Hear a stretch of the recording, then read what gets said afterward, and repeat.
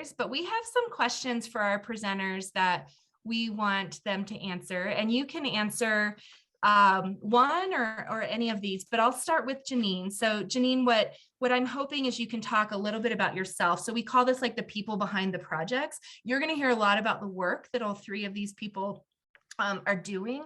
And this is our chance to get to know, they're pretty special people who have come to this work in really interesting ways, the pathways. And it's really, we think, important that we get to highlight the stories and people behind all of these projects. So how did you come to the work you're doing today? Was there a person or experience or story that influenced that? And is there something you're most proud of? So you can answer one or all three of those, and I'll start with Janine. Danielle, thanks. So I'm going to start with a story, and it's less that it influenced my work, but it's something that has garnered my philosophy of life for a really long time, that, you know, human potential has no expiration date, if you will. So my mother grew up in an immigrant family that sent the boys to college, but not the girls. And my mom was really smart, graduated from high school at 16, had a family, did all the things. When she was 60, she went and looked at my dad and said, "Ray, I'm going to college." And he was like, "Okay." And literally at age 60, she enrolled in college, graduated 4 years later, magna cum laude. And I realized when I was there on our graduation that in growing up with my mom, I had never, ever seen her so happy as the day she collected that diploma. And it was a powerful story for me about how, you know, at any age that we should never be giving up on people. How I came to this work, I led a social sector consulting firm for years, worked a lot on early childhood issues, women's issues, social justice issues, all of it around the same idea, right? That we can't let human potential go to waste. And as I was exiting, trying to figure out what my encore was going to be, or what the equivalent was going to be of me going to my husband and saying, "Oh, and now I'm doing this." Teresa Ellery from Rose Community Foundation called me in 2018 and said, "We and Next 50 Initiative want to run a reframing aging anti-ageism initiative in Colorado, and we want you to head it up." And I said, "That sounds like a really big job." And I'm thinking 20 hours a week and beach and that kind of thing. And well, here I am like 5 years later. So, or 4 years later.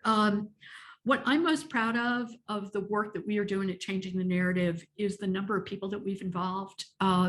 So many people want to, and older people want to be engaged in community, want to be engaged in work and that kind of thing. And too often we allow ageism to get in the way, which reduces, you know, one, it's bad in and of itself, and we'll talk more about that, but it reduces our ability to be connected to others. So I'm proud of, last year, we reached over 6,000 people across. We started in Colorado, but we're now kind of national, if you will, in all 50 states of the US and 24 countries outside. So that's the reach of where this is going, and people wanting to get involved in this is what I'm most proud of. Awesome. Okay, great. Well, we're going to hear much more about that. But I'm going to move to Bob. So Bob, this is our getting to know you moment. So tell us a little bit about how you got here and why you do the work you do, anything you're proud of. Sure, thank you, and welcome everyone. My name is Bob Murphy. I'm the State Director for AARP Colorado. We are a nonpartisan, nonprofit organization with 38 million members, age 50 plus nationwide, and 670,000 of those members here in Colorado. I oversee our advocacy and outreach and coordinate all of our efforts here in the state, and we don't have enough time to talk about that everything AARP does. I came to this work through public service. I spent 22 years at the city of Lakewood as first a planning commissioner, a city councilor, and then mayor, and then joined AARP in 2016 as the state director. I was just thinking, listening, as I was thinking how I was to answer this question, it's kind of ironic when we talk about social connectedness, because on any Myers-Briggs test I've ever taken, I'm not just an introvert, I'm like way off in that corner of introverts. Yet my predecessor as mayor used to call me the reluctant extrovert when I was a public servant. So obviously I enjoy the ability to connect with people. It's a great part of what we do at AARP. And I think of, the thing I'm most proud of is the way our staff and our volunteer team throughout Colorado come together to do this work. And I do want to acknowledge Jeremiah Moore, who's on this call. He manages our outreach. And just to give you an example of what we do, last year he put together about 150 webinars and engaged, as we call, over 35,000 people on a variety of topics.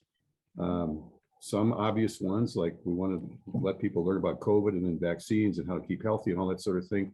We also like to do what we call fun with purpose events with our members. So one quick example, yesterday we do tours. Yesterday's tour was of Casa Bonita, a place you might have heard of in my former town of Lakewood. And we had 700 people on this webinar to learn about Casa Bonita. So wow. It's not all just high intellect, it's giving our members a fun experience as well. Yeah. Well, great. And Bob, one thing I think you just pointed out is social connectedness does not always have to mean you have to be an extrovert and connect with lots of other people. There's just so many different ways that connection's right for each person. But I love the way you described yourself. I actually really relate to that. Okay, Morgan, we're going to move to you. And questions, tell us about you, where you came from, what you're proud of, any stories. Awesome. Thank you so much, Danielle. I really appreciate this opportunity. But my name is Morgan McDonald. I am the Community Resource Navigator at the Center for African American Health. And I've been in this position for about almost a year. And so before this position, I was a fourth grade teacher. And so that experience alone makes me feel really comfortable with facilitating the programs that I have and, creating curriculum and really creating a space for the older adults to come to and really share. And so before this position, I actually lived in Houston, Texas, where I worked at the MD Anderson Cancer Hospital, the pediatric unit. And that experience alone really told me that I was really passionate about giving back to people and really helping others and creating a difference. And so I'm really just happy to be able to wake up every morning to do a job that I love. I always feel like the programs and the participants that I have is like family. And so my job feels really close-knit and exciting to do every day. So that is something I'm really proud of with the way the programs have been. So I'm excited to let you all know more about the programming, but with the Center for African American Health, we have a lot of services and a lot of different supports that we give to the community members. And so I'm really just grateful for this opportunity. Awesome. Okay, well, thank you all three for sharing a little bit about yourself. I just want to point out how hard it is for us to talk about ourselves, right? Almost all of you talked about your work in the same breath. It shows your passion, but also, I'm going to click out of this real quick and get back. But it's just really amazing. Really I think the selflessness that we see from people doing this work. So